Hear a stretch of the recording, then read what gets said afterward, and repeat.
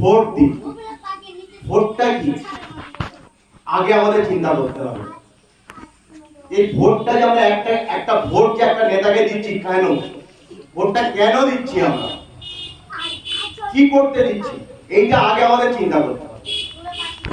কেউ আমরা একটা ঘরের পিছনে দৌড়ে চলে যাচ্ছি, কেউ কোন রকমের একটা এতে চলে যাচ্ছে, সব আবেগে ভেসে যাচ্ছে। এটা ভোট কি রাজ পাওয়ার। আমরা কোনো জিনিস বাজারে একটা কিছু জিনিস কিনতে গেলে 1000 বার যাচাই করি তো ভাই, আমরা 1000 বার যাচাই করি। কোনো জিনিস ছোট্ট খাট্ট কোনো একটা জিনিস কিনতে গেলে, ভাই এটা কিরকম, ভাই ওইটা কিরকম, ভাই এটা কি, এটা কতদিন লাস্টিং করবে, ভাই কত দাম, জিজ্ঞাসা করি না করি। কিন্তু আমাদের ঘরে যারা ভোট চাইতে আসে তাদের কিন্তু কোনোদিন কি প্রশ্ন করেছি আমরা? কেন প্রশ্ন করি না? এটা আগে আমরা মাথায় নিই।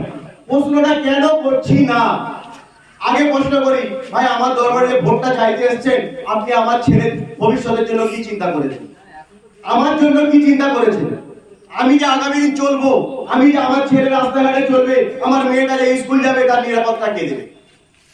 আপনি আমার তো ভোটটা নিয়ে 1,22,000 30,000 টাকা মাইনে পাবেন, না আমার ছেলে কোথায় যাবে? আপনার ছেলে বড় বড় প্রাইভেট স্কুলে পড়বে, আমার ছেলে সরকারি স্কুলে পড়তে পারছে না। আমার ছেলে সরকারি স্কুলে, যে সরকারি স্কুলে পড়বে সেই সরকারি স্কুলে মাস্টার নেই, সেই কোন রকমের পড়া আমাদের পাচ্ছি না। কেন? আজকে আমরা বলছি আমাদের ছেলেরা চাকরি পাচ্ছে না। কেন চাকরি পাচ্ছে না? কারণ আমার ছেলে সরকারি স্কুলে পড়ছে, সেই অ্যাডমিশন পাচ্ছে না। আরে ভাই তারা প্রাইভেট স্কুলে পড়ছে, তারা 5 থেকে 2 থেকে কম্পিউটার পাচ্ছে, আমার ছেলে পাচ্ছে কম্পিউটার? পাচ্ছে না। তাহলে আমরা যারা ভোট দিচ্ছি তার প্রশ্ন কেন করছি না যে আমার ছেলের ভবিষ্যৎ কি, আমার ভবিষ্যৎ কি, আমার মেয়েটাকে কালকে রাস্তাতে যাবে, স্কুল থেকে আসবে, তার নিরাপদ কে দেবে? আপনি তো আমার একটা ভোট নেবার মাইনে পাবেন, আপনারা আমাদের ভবিষ্যতের কথা কি চিন্তা করছেন? কখনো চিন্তা করেছেন?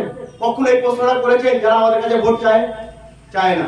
আপনারা কখনো প্রশ্ন করেননি। এই যে নতুন সরকার হওয়ার পর থেকে খেয়াল করে দেখুন, বিধানসভা চলাকালীন 4200 মিনিট সভা চলেছে, তার মধ্যে আমাদের নওশাদ সিদ্দিকী ভাইজান 133 মিনিট বক্তা রেখেছে টোটাল বিধানসভা চলাকালীন।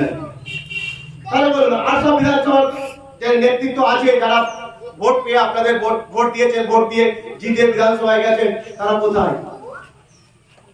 আর পারফরম্যান্স কি আছে?